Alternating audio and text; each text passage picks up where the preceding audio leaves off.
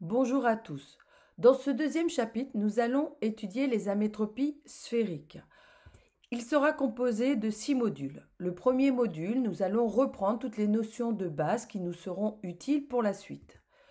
Dans le deuxième module, nous verrons les amétropies sphériques telles que la myopie et l'hypermétropie.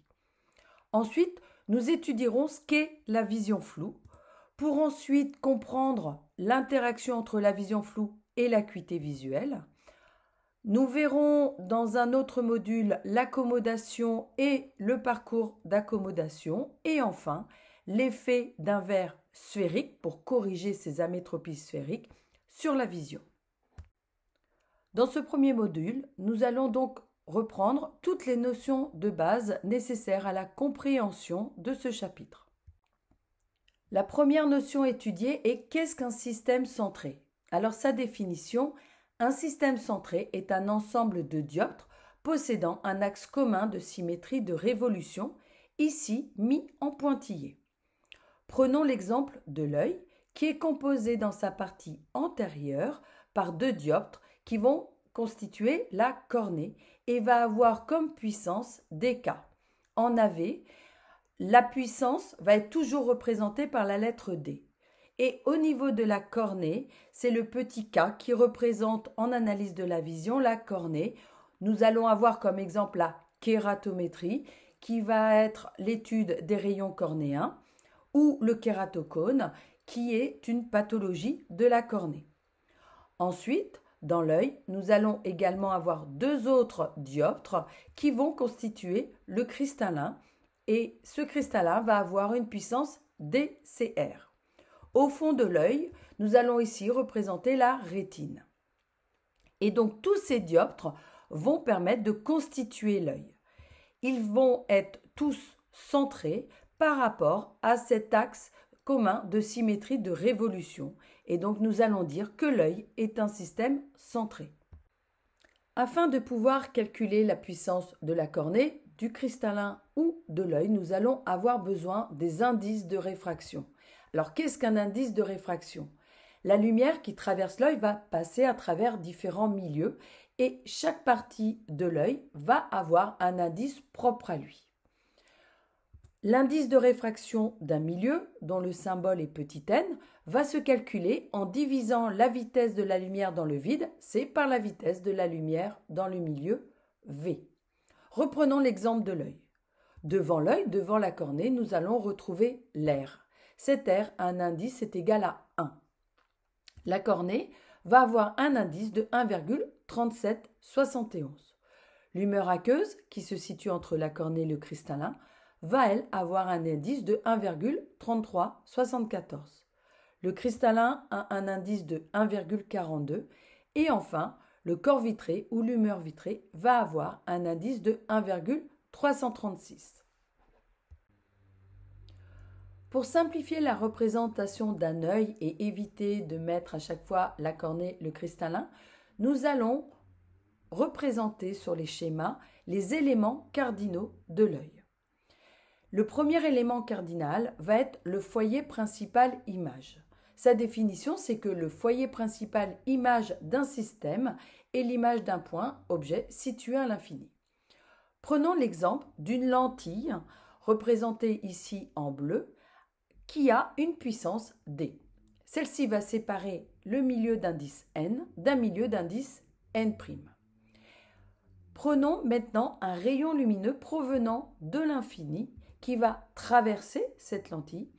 Et ce rayon va être dévié sur un point particulier qui va s'appeler f' et va être le foyer principal image de cette lentille. Nous allons encore simplifier ça grâce aux chaînes d'images. Pour cela, nous allons représenter la lentille de puissance D par une flèche qui va séparer donc le milieu d'indice n d'un milieu d'indice n'. Nous allons donc pouvoir dire que l'infini, à travers ce système centré, va donner comme image f' à travers ce système. Le deuxième élément cardinal est le foyer principal objet. Sa définition, c'est que le foyer principal objet d'un système centré est le point objet dont l'image est située à l'infini.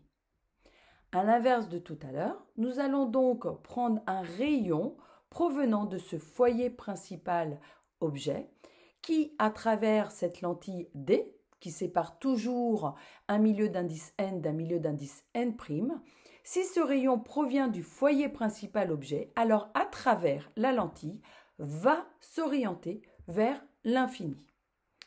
Si nous simplifions ça avec la chaîne d'images, cela veut dire que le foyer principal objet à travers le système centré de puissance D va donner l'infini dans le milieu n'. Une notion qui est un peu plus compliquée à visualiser sont la représentation des plans principaux. Nous allons avoir le plan principal objet que l'on va appeler H et le plan principal image que l'on va appeler H'. Tous deux vont être perpendiculaires à l'axe et vont être conjugués optiques l'un de l'autre. Lorsque l'on a un système complexe représenté par plusieurs lentilles, par exemple, au lieu de représenter toutes les lentilles, nous allons représenter tout ce système par ses plans principaux, H et H'. Ceux-ci vont donc séparer un milieu d'indice n d'un milieu d'indice n'.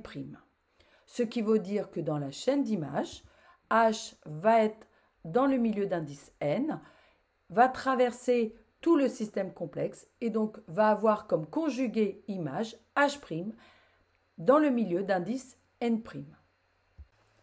Appliquons ces notions à l'œil.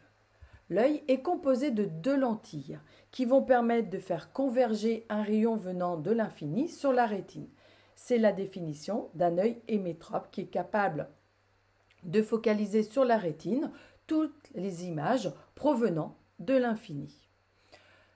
Cet œil va être composé de la cornée et du cristallin. C'est donc un système complexe que l'on va pouvoir simplifier grâce aux plans principaux, objets et images représentés ici par H et H' de l'œil.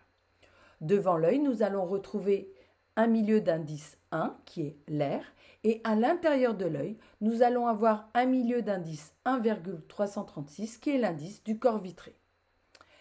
Un rayon donc provenant de l'infini qui va traverser tout ce système centré qui est l'œil va focaliser vers la rétine lorsque l'œil est hémétrope.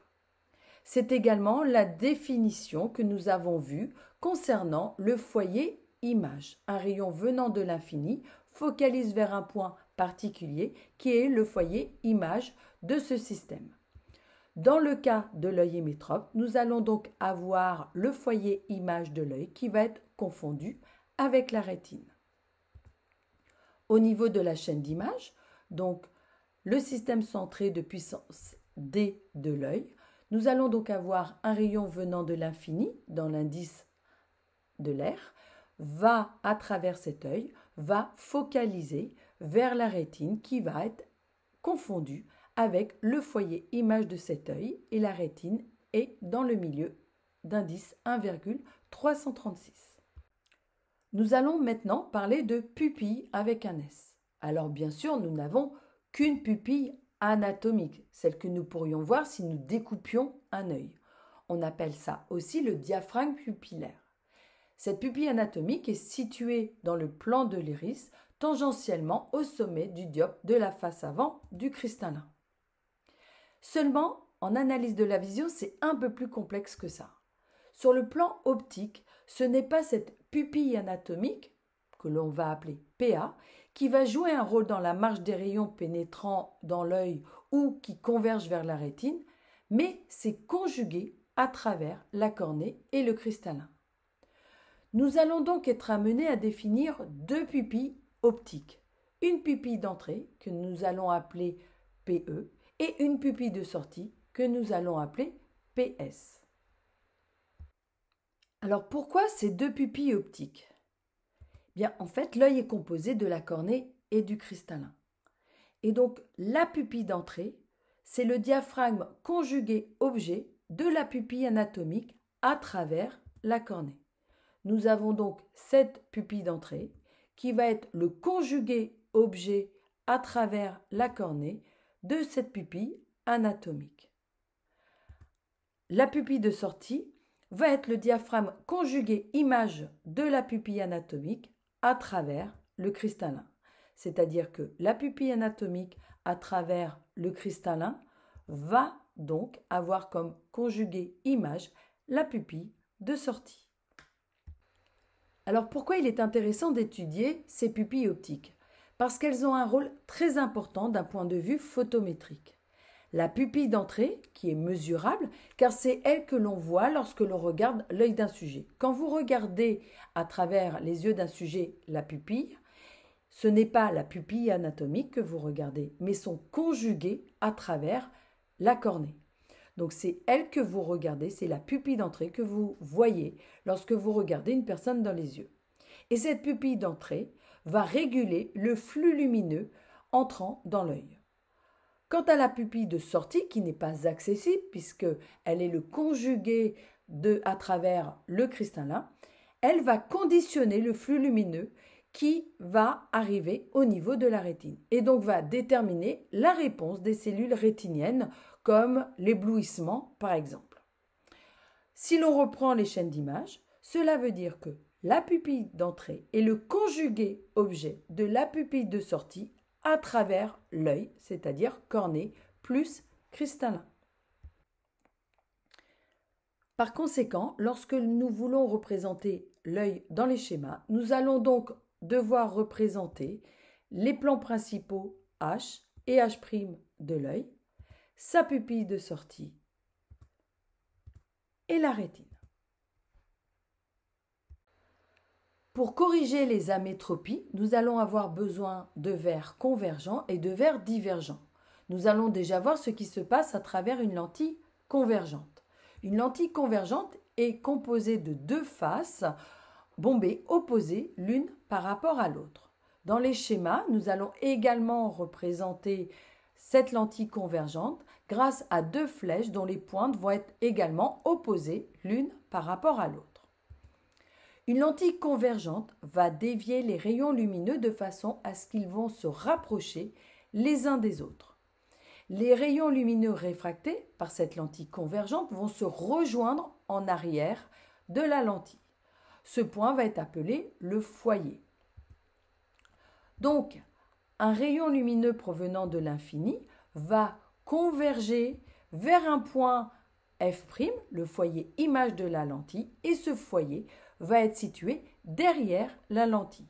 Si nous reprenons une chaîne d'images, cela veut dire que l'infini, à travers la lentille, va donc avoir comme image le foyer image de cette lentille. À l'inverse, une lentille divergente va être composée de deux faces bombées qui vont se bomber l'une vers l'autre. Nous allons également représenter sur les schémas une lentille divergente avec des flèches qui, là aussi, vont se pointer l'une vers l'autre. Une lentille divergente va dévier les rayons lumineux de façon à ce qu'ils vont s'éloigner les uns des autres. Ce qui veut dire que le prolongement de ces rayons lumineux réfractés par une lentille divergente vont se rejoindre en un point foyer, mais qui va se situer, lui, devant cette lentille. Reprenons notre rayon lumineux provenant de l'infini.